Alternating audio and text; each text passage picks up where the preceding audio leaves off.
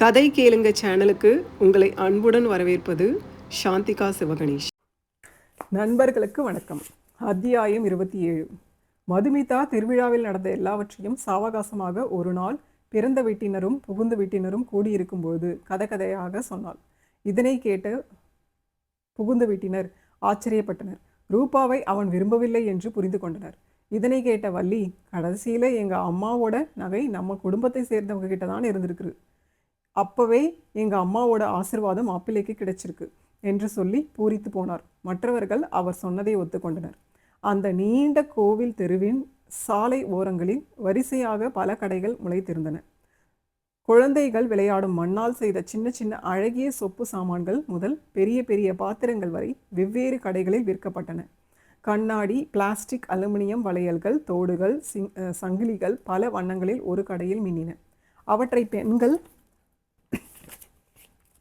எடுத்து கையில் அணிந்து பார்த்து தேர்ந்தெடுக்கும் பொழுது அந்த வளையல்கள் எழுப்பிய மெல்லிய ஓசை ஒரு இனிய சங்கீதமாக காதில் விழுந்தது. முல்லை, குண்டுமல்லி, ஜாதி மல்லி, கனகாம்பரம், காக்கட்டான், தாழம்பூ, மறிக்கொழுந்து, சாமந்தி பூக்களால் கட்டியிருந்த பல வண்ண மாலைகள் ஒரு இனிய நறுமணத்தை பரப்பியிருந்தது. ஆங்காங்கே ராட்டினங்கள் மக்களை ஏந்தி கொண்டு சென்று கொண்டிருந்தன. குழந்தைகளின் சிரிப்பு சத்தமும் பெண்களின் சிரிப்பு சத்தமும் சேர்ந்து ஒலித்து அந்த இடத்தை ரம்மியமாக்கி கொண்டிருந்தன. மாலை பொழுது அது. இன்னும் பற்பல கடைகள் பல பொருட்களை ஏந்தி கொண்டு விற்பனைக்காக காத்திருந்தன. முருகன், வள்ளி, தெய்வானையுடன் அருள் பாலித்து கொண்டிருக்கும் கோயிலில் திருவிழா நடந்து கொண்டிருந்தது. மாதவன் கோவில் வாசலில் நின்று கொண்டு யாரையோ எதிர்பார்த்து காத்து கொண்டிருந்தான். அப்பா என்று அழைத்தபடி அவனிடம் ஓடி வந்தான். குங்கும நிற சட்டையும் பட்டு வேஷ்டியும் அணிந்திருந்த 4 வயது சிறுவன் ஒருவன். மாதவன், என்னடா செஞ்சை என்று கேட்டபடி அவனை தூக்கி கொண்டான். தாத்தா பாட்டி வந்துட்டாங்களா? இன்னும் இல்லடா, அவங்களே தான் எதிர்பார்த்துக்கிட்டே இருக்கேன் என்று சொல்லி கொண்டிருக்கும் பொழுதே சிதம்பரத்தின் கார் அங்கு வந்து நின்றது. காரை பார்த்ததும் சஞ்சய், ஐயா தாத்தா பாட்டி வந்துட்டாங்க என்று கத்தினான். சிதம்பரம், வள்ளி, முருகையன், ஈஸ்வரி உடன் தஞ்சாவூரில் வாழ்கின்றனர். மதுசூதன் சுதாராணியை திருமணம் செய்து கொண்டு சென்னையில் தனி கொடுத்தனம் இருக்கின்றான். இருவரும் 2 வயது மகள் தருணுடன் பண்டிகை திருவிழா நாட்களில் தஞ்சாவூர் மற்றும் திருச்சிக்கு வருவார்கள். எல்லோருடனும் சேர்ந்து கொண்டாடிவிட்டு சென்னைக்கு திரும்புவார்கள். காரிலிருந்து முதலில் மதுசூதன் இறங்கினான். இறங்கியவன் முருகையன் இறங்குவதற்கு கை கொடுத்தான். பின்பு அவரை கைப்பிடித்து அழைத்து வந்தான். இரண்டாவதாக சுதாராணி இறங்கி ஈஸ்வரி இறங்குவதற்கு உதவி அவரை கைப்பிடித்து அழைத்து வந்தாள். மாதவன், வாங்க மாப்பிள்ளை என்று மதுசூதனையும், வா சுதா என்று தங்கையையும் வரவேற்றான். கோயிலுக்குள் நுழைந்த சுதாராணி சஞ்சய் கன்னத்தில் ஒரு முத்தமிட்டாள். உன்னோட ட்ரெஸ் சூப்பராக இருக்கு என்றாள். தருண் தம்பி எங்க என்று கேட்டான் சஞ்சய். தருண் தம்பி பாட்டி மடியில் தூங்கிட்டு இருக்கான், இப்போ வருவான் என்று கூறினாள் சுதாராணி. சஞ்சய் ஆவலாக காரை பார்த்தான். அப்போது காரில் இருந்த சிதம்பரம் இறங்கினார். இறங்கியவர் பேர குழந்தை தருணை வள்ளியிடமிருந்து வாங்கினார். பிறகு வள்ளி காரிலிருந்து இறங்கி வந்தார். வாங்க மாமா அத்தை என்று மாதவன் வரவேற்க இருவரும் கோயிலுக்குள் நுழைந்தனர். சஞ்சய் சிதம்பரத்திடம், தருண் தம்பி தூங்கிட்டு இருக்கானா என்று கேட்டார். ஆமாம். சஞ்சய் சஞ்சனா பாப்பா எங்க என்று கேட்டார் சிதம்பரம். சஞ்சனா பாப்பா ஆதித்யா அக்கா, ஆதித்யா அண்ணான் கூட விளையாடிட்டு இருக்காங்க.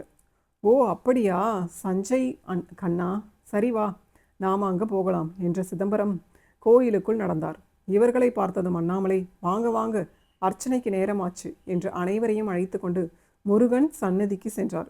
மதுமிதா, மலர் இருவரும் தோட்டத்தில் பூத்திருந்த பூக்களை பறித்து மாலையாக தொடுத்து எடுத்து வந்திருந்தனர். அர்ச்சனை தட்டோடு சேர்த்து மாலையையும் கொடுத்தார் பார்வதி. அந்த மாலையை வாங்கி முருகன், வள்ளி, தெய்வானை மூவருக்கும் சாத்திவிட்டு அர்ச்சனையை முடித்து விபூதி குங்குமம் அர்ச்சனை தட்டுடன் வந்தார் புரோகிதர். மலர் கையால் ஒரு மாலை கட்டினால் அந்த மாலைக்கு தனி அழகுதான் என்று மலரை புகழ்ந்துவிட்டு விபூதி குங்குமம் அர்ச்சனை தட்டை கொடுத்தார். மதுமிதாவும் மாலை கட்ட ரொம்ப ஹெல்ப் பண்ணினா என்று சொல்லிவிட்டு மலர் அந்த அர்ச்சனை தட்டை வாங்கினார். சரிம்மா, அந்த முருகன் உங்கள் குடும்பத்தை எப்போதும் இதே மாதிரி ஒத்துமையாக மகிழ்ச்சியாக வச்சிருக்கணும் என்று ஆசீர்வதித்தார் புரோகிதர். உங்கள் வாக்கு பலிக்கட்டும் என்றபடி அவர் கையில் வைத்திருந்த தட்டில் பணம் போட்டார் அண்ணாமலை. சரி வாங்க, எல்லோரும் அங்கே போய் உட்காரலாம் என்று பார்வதி அழைத்தார். முருகன் தரிசனத்தை முடித்துவிட்டு அனைவரும் ஓரிடத்தில் அமர்ந்தனர். பாட்டி, எல்லோருக்கும் லட்டு வாங்கி தாங்க என்று கேட்டான் சஞ்சய். பாட்டி ஆதித்யாவை பார்த்தார்.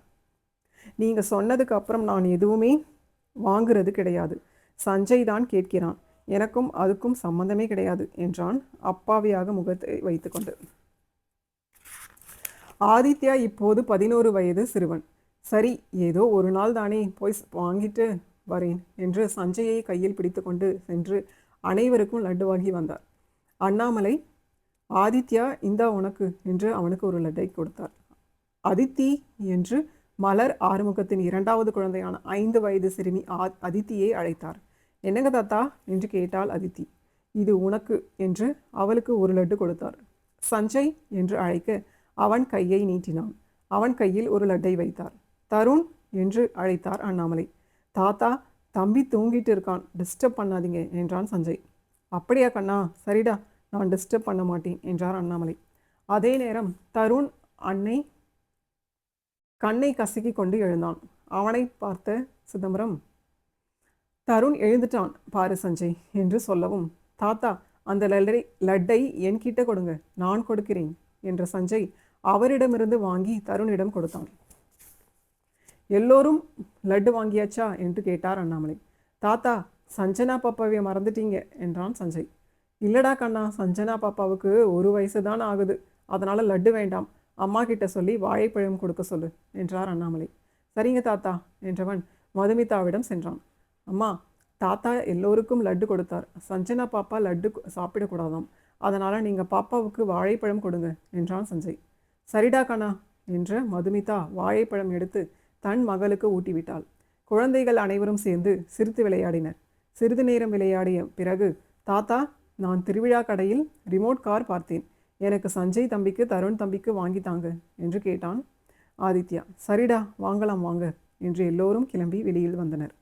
திருவிழா கடையில் குழந்தைகளுக்கு தேவையான விளையாட்டு பொருட்களை வாங்கினார்.